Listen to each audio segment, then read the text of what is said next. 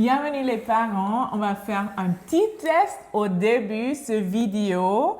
Est-ce que vous avez déjà dit ces paroles à vos enfants comme « calme-toi, comporte-toi mieux ». Ne pleure pas, ne crie pas. Ouais. Et on peut dire encore plus. Et je suis sûre que tout le monde entre nous ont déjà dit ça. Mais le problème, c'est pas exactement ces phrases-là, mais c'est pourquoi on dit ça. Ben oui, à cause de la peur de l'homme. Ouais. Parce qu'on veut, en fait... Est-ce que c'est la peur de l'homme? On verra. Parce que on peut aussi dire calme-toi, on est tout seul à la maison, c'est pas la peur de l'homme. Mais en fait, quand on est dans des endroits publics, c'est ça qu'on va parler. On éduque en fait pour que la réaction, pour en fait de plaire aux autres personnes. Ouais, c'est ça. Voilà. Donc, c'est vrai, évidemment, ça ne se passe pas à la maison. Ça se passe à la maison quand on a des invités. Oui, ça se passe à la maison quand la belle-mère est ici. Ça se passe, tu vois, je veux dire. Mais souvent, ben, moi, je remarque dans ma vie, le pire, c'est quand c'est des endroits publics comme un supermarché. Oui. Ça, tu as déjà eu peur avant qu'on ait les enfants, que tu voulais pas qu'un de tes enfants va crier dans un supermarché. Et c'est drôle parce qu'avant d'avoir des enfants, c'est ce que tu vois autour de toi et tu te dis, et souvent ça fait que les gens, ils vont jamais avoir d'enfants ou les avoir un peu plus tard dans leur vie parce que ça, c'est vraiment pas ce que je veux vivre. Et juste pour la publicité, c'est pour ça qu'on parle d'avoir un rythme dans la famille, un rythme dans notre quotidien qui fait que, en fait, moi, j'ai pu aller dans ces endroits publics avec des petits-enfants, pas juste avec qu'ils avaient dormi, qu'ils avaient mangé, et ça me donnait une certaine une pause que je savais qu'ils vont être relax pendant ce moment-là. Oui, donc ça, c'était vraiment... On veut quand même être honnête, ça aide beaucoup, mais ça élimine pas tout, du tout. Parce que c'est quand même des enfants, ils ont quand même beaucoup d'émotions. Nous, on doit quand même les enseigner. Et si c'est déjà tout fait juste avec un rythme, on aimerait tout ça. Mais ça continue pendant des années et des années. En tout cas, pour être sûr, dans les endroits publics, moi, j'ai eu beaucoup de peur des hommes, peur des gens, de ce qu'ils pensent. Et j'ai beaucoup éduqué mes enfants ou réagi dans le sens que c'était pas vraiment pour les éduquer en fin de compte, mais pour qu'ils obéissent à ce moment-là, pour pas que je me tape la honte. Et le problème avec ça, c'est que ça devient aussi un cercle vicieux si ça s'arrête pas. Et après, on n'éduque que nos enfants pour avoir en fait de montrer une belle image autour de nous. Et on éduque nos enfants juste dans ces moments-là. C'est ça aussi.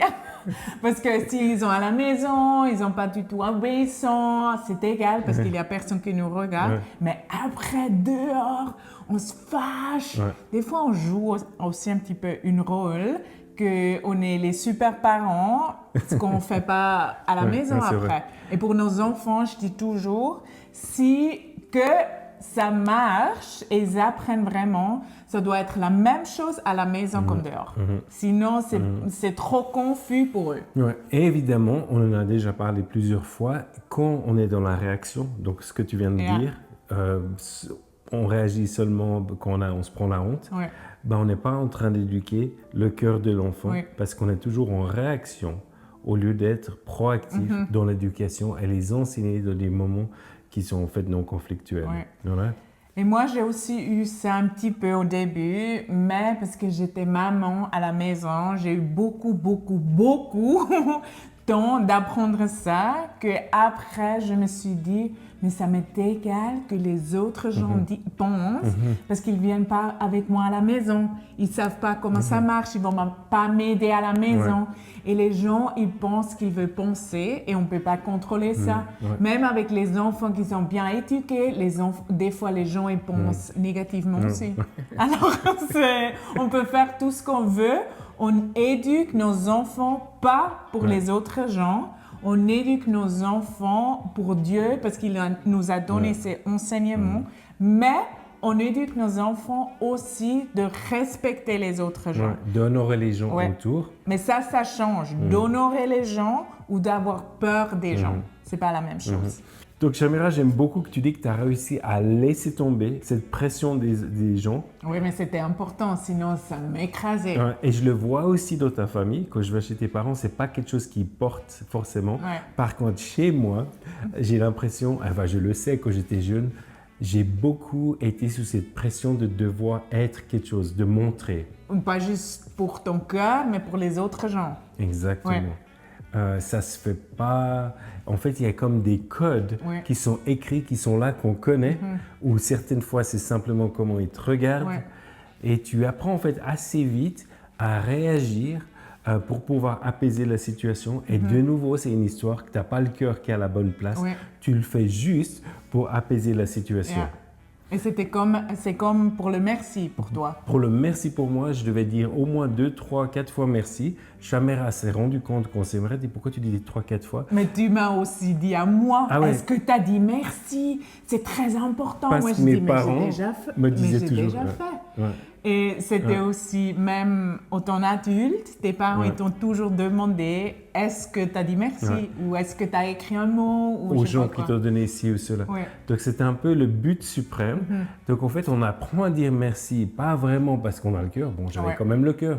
Mais on apprend à dire merci. Des fois, je me rendais compte pour recevoir en fait une réaction en retour, comme quoi ils les ont entendus, il est bien élevé, blablabla. Donc en fait, ça va assez loin où on se rend compte qu'il y a des choses qu'on fait dans la vie qui ne sont pas dans la liberté. Et ça, c'est juste pour apparaître.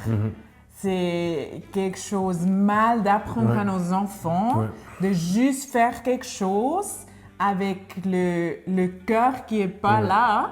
Parce que nous, même Dieu, ils disent dans la Bible qu'il regarde notre cœur.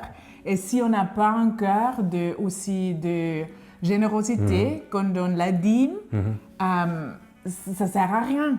C'est quand même fort. Et c'est pour ça qu'on veut apprendre ça à nos enfants aussi, que s'ils font quelque chose, c'est avec le bon cœur. Mais on n'aide pas ce processus si on a peur des hommes. Et ça, c'est juste très vite un test qu'on peut faire. Juste peut-être regarder la prochaine semaine comment vous réagissez. Est-ce que j'ai peur ce que les gens ils pensent de moi et quand j'éduque et mon enfant il n'est pas obéissant, ça me fait du mal et ça reflète mon identité parce que nous on n'a pas des enfants que nous on paraît super mom et super dad. C'est pas à cause de ça. C'est pas nous, nos enfants ils reflètent pas notre valeur. Exact. Ouais. Et ça, c'est quand même fort. Hein? Bon, on utilise tous un petit peu si nos enfants ils sont beaux ou mignons. Intelligents.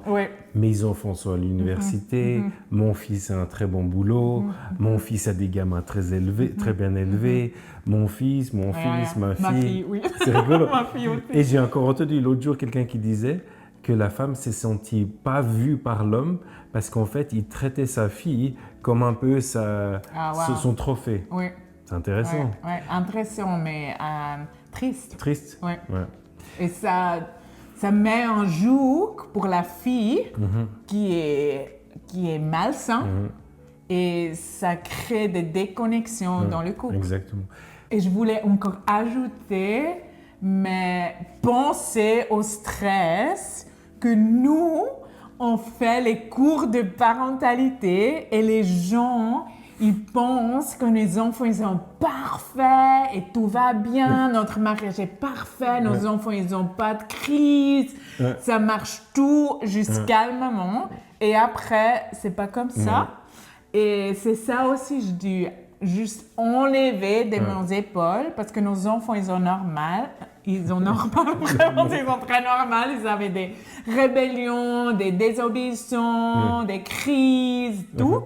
Hurler, tout, comme tous vos enfants. Mais c'était pas facile au début parce que les gens, ils te critiquent quand même. Spécialement s'ils n'aiment pas comment tu éduques tes enfants. Moi, je te dis, maintenant, on a pris de la bouteille parce qu'on peut quand même être fiers comme ils sont devenus, mais c'était pas toujours comme ça. Mais ce qui est important, moi, ça m'a beaucoup moins touché parce que je trouve souvent, c'est la femme qui se fait critiquer, malheureusement. C'est jamais l'homme, ce qui n'est pas juste. La femme, elle va être critiquée si ton enfant, il commet un crime. Ouais. On dit comme ça, c'est la mère.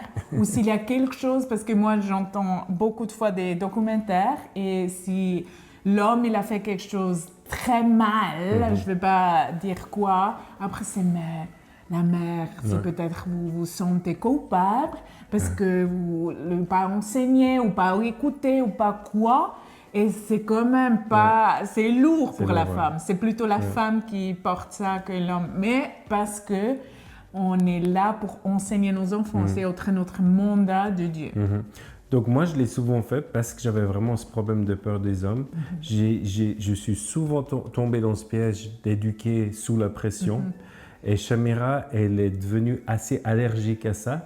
Donc, elle m'a repris assez souvent. Ouais. Donc ça, c'était en fait notre force, c'est d'avoir l'autre personne qui voyait ça. Si vous êtes un single parent, un parent solo, ben, comme on a dit dans une vidéo précédente, demandez à quelqu'un, une personne qui vous fait confiance, comment est-ce que tu me vois par rapport à ça?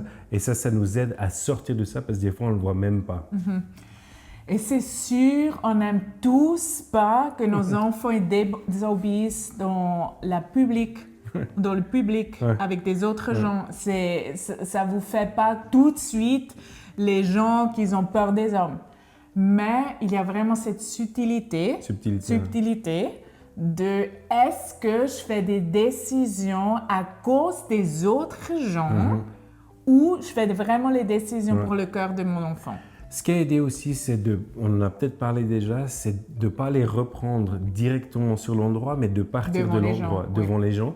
Ça veut dire, ça m'a beaucoup aidé pour avoir de la stabilité, de me rendre compte que je peux quand même gérer ce moment. C'est de me dire, si ça se passe là, on sort du magasin. Toi, c'était m'arriver de laisser tout ton chariot du magasin et de sortir et après d'en parler. Donc, bon, des fois, ils hurlaient tellement que y a pas grand-chose qu'on peut faire là. Mais pas tout de suite. Mais des fois, c'est une escalation. Parce Désescalation. Non, c'est une escalation. Ça monte. Parce qu'on est là dans ce magasin, on se prend la honte, on ne réagit plus comme on fait. L'enfant le sent, on réagit mal et ça monte. Donc, de sortir de la situation, ça, c'est quelque chose qu'on dit aussi. Aussi, une autre chose, ce qui est important, c'est pas que notre honte aille sur eux. Par exemple, mes parents me disaient toujours, est-ce que tu as dit merci devant les gens qui sont juste là? Déjà, ça ne t'apprend pas la gratitude. Non. Mais deuxièmement, c'est une pression, puis ça te fait une certaine honte à toi-même comme enfant. Donc, ce qui est bien aussi, c'est d'apprendre certains signes pour les sourds, muets. Et par exemple, nous, ça nous arrivait quand même, sans mettre la pression, si ils n'avaient pas dit merci ou quelque chose, on faisait simplement comme ça. Et puis, comme ça, ils se rappelaient qu'ils devaient dire merci. Ou pas aussi. Mais s'ils ne le disaient pas, on ne va pas faire comme ça pendant 5 minutes. Non. C'est quelque chose qu'on peut reprendre après. Et puis voilà. Et ça arrive peut-être une fois, mais ça arrive à nous tous. D'avoir vraiment la grâce pour les adolescents aussi. Ou juste si c'est des enfants, on dit alors on va faire un après-midi d'apprendre encore ça en plus parce que peut-être ils ne comprennent pas encore ou ils oublient et comment on peut faire et aussi demander à nos enfants comment on peut faire parce que je connais ton cœur, tu veux le dire mais peut-être tu oublies trop vite. Alors comment faire? Je voulais encore ajouter très spécifiquement si on est dans un groupe de mamans ou on est dans l'église, de changer l'endroit, peut-être même d'aller dehors. Et de parler avec ton enfant là, c'est beaucoup plus calme. Et c'est pas tout le monde qui te regarde ou tu te dis là aussi, oh là là, qu'est-ce que je dis maintenant? Et pour l'enfant, c'est la honte, comme tu as déjà dit. Mais ça, c'est une clé incroyable. Un truc qui me revient aussi à l'esprit maintenant, souvent on utilise cette phrase, tu arrêtes maintenant parce que tout le monde nous regarde. Ça, c'est assez violent quand même. Parce que ça met le focus exactement au mauvais endroit. C'est à cause de eux qu'il y a quelque chose qu'il faut qu'on change. Et ça montre que on doit juste changer à cause des gens. Et c'est pas parce que c'est pas bien ce qu'on a fait, c'est à cause des gens. Et ça, on utilise beaucoup trop souvent, beaucoup trop vite. J'entends partout de ça. Et ça crée juste un cœur, pas en aimant la vérité ou le bien. Centré sur lui-même, ça va faire qu'on a cette peur des hommes, qu'on parle de nouveau, qu'on pense toujours plus à ce que les autres pensent que nous. Ce qui arrive, ben là, on parle là dans la famille, mais après, on le voit aussi beaucoup dans notre vie personnelle. La peur des hommes peut nous paralyser pour faire vraiment qu'on loupe notre destinée, peut faire qu'on ne devient pas entrepreneur ou quelque chose parce qu'on pense toujours ce que les autres pensent. Parce que pour moi, juste très personnel, moi, je voudrais jamais faire les YouTube videos ou TikTok ou quelque chose avec moi, où je parle, parce que je pourrais pas m'entendre, je pourrais pas me voir, et je dirais toujours pourquoi il y a des autres gens qui font beaucoup mieux. Mais Dieu, il nous a appelés, il m'a appelé spécifiquement aussi, et je dois juste me soumettre à lui et te dire, ça m'est égal ce que les gens y pensent. Et ça, je devrais vraiment passer ce cap. Je devrais vraiment passer ce cap. Et maintenant, ça m'est égal. I mean, je suis très reconnaissante si quelqu'un d'entre vous me dit « Tu fais bien, c'est bien ». Mais s'il y a des critiques aussi, I mean, il y a toujours des critiques bienveillantes aussi, où on peut apprendre et ça, c'est bienvenu. Mais si quelqu'un critique juste comme je parle français ou je sais pas quoi, ça, je dis mais... Ça nous touche beaucoup moins qu'avant. Mais moi, je dis, je suis obéissant à Dieu et ça, c'est le plus important. Et puis, il y a une question aussi avec l'âge, mais ça peut aussi se passer beaucoup plus tôt qu'à 50 ans. Mais il y a une question que Dieu nous révèle aussi notre identité de fils et de filles. Ce qui fait qu'il nous donne en fait une fondation qui est quand même beaucoup plus solide de pouvoir savoir qu'on a de la valeur. Il y a quelque chose il y a une vision qui nous donne. Ça nous a beaucoup aidé aussi de se rendre compte, on a été appelé pour quelque chose que lui nous a donné. Alors, on transmet pas la peur des hommes à nos enfants parce que c'est vite fait. On comprend même pas comment c'est juste. Il le prend, il nous voit, il copie la même chose. On les apprend d'honorer les gens, honorer Dieu, pas avoir la peur des hommes. Et ça pourrait aussi être un point d'enseignement de comment pas avoir la peur des hommes. Et les enfants, naturellement, ils ont peut-être à l'école, ils ont ça. Il y a des enfants qui ont plus ça que les autres. Mais vraiment travailler avec nos enfants, on sait qu'après 10 ans, 8 ans et plus, ils ont déjà fait leur part. Et après, c'est intéressant que tu dises ça parce que quand tu me dis ça, je me sens presque confronté. Parce que je peux dire, j'aurais pu leur apprendre tout ce que je voulais, mais parce que j'étais tellement handicapé pour moi, c'est vraiment quelque chose qui a dû commencer chez moi. Ça ne veut pas dire qu'on ne peut pas enseigner, qu'on n'a pas tout réussi. Non, mais ce que je veux dire, on n'a pas besoin d'être parfait, mais on doit être sur le chemin de la guérison. Oui, sur le chemin et quand même un peu plus loin, que les enfants, ils voient la transformation. Mais sur le chemin, ça, comme tu dis, c'est vrai, c'est pas d'être parfait ou déjà conquérir toutes nos montagnes, mais on ne peut pas les enseigner quelque chose qu'on ne vit pas nous-mêmes. Et encore le dernier point, moi j'ai remarqué que j'ai vécu ma vie et j'ai vu ça assez tard dans ma vie, que je vivais ma vie pour l'approbation des autres. Et je crois parce que j'étais tellement formaté, on ne va pas mettre la faute sur mes parents, je pense que c'est un tout. Mais c'est eux qui ont aussi appris ça. C'est eux qui ont aussi appris ça. Mais c'est vrai que moi j'étais handicapé, puis à l'âge de 45 ans, tout à coup je me suis rendu compte, en fait, je cherche l'approbation plus que je crois, même que ça ne se voyait pas forcément à l'extérieur, ça se verrait peut-être avec toi, mais moi je ne me rendais même pas compte que dans certaines choses de la vie, en fait, je cherchais l'approbation. Et on a tout ça à un certain degré, mais c'est important de Dieu, de le Saint-Esprit, de révéler en nous et de prendre quelques minutes pour faire ça, de savoir est-ce que je vis sur l'approbation des autres ou j'ai la peur des hommes, juste la peur des hommes. On ne peut même pas dire est-ce que j'ai la peur des hommes plus que les autres parce qu'en toute façon, ce n'est pas bien d'avoir la peur des hommes. Alors, c'est le Saint-Esprit qui va révéler ça et qui va vous aider aussi à faire les pas, de sortir de cela et que votre famille peut être transformée, de honorer Dieu, aimer les gens autour d'eux, pas se comparer, mais vraiment se célébrer que que Dieu il a mis dans nos enfants de célébrer leur identité unique. Et oui, on aimerait bien entendre de vous comment vous vivre ça. Est-ce que c'est difficile, facile? Oui, on aimerait bien lire ça dans les commentaires, mais on se réjouit à la semaine prochaine. À bientôt. Bye.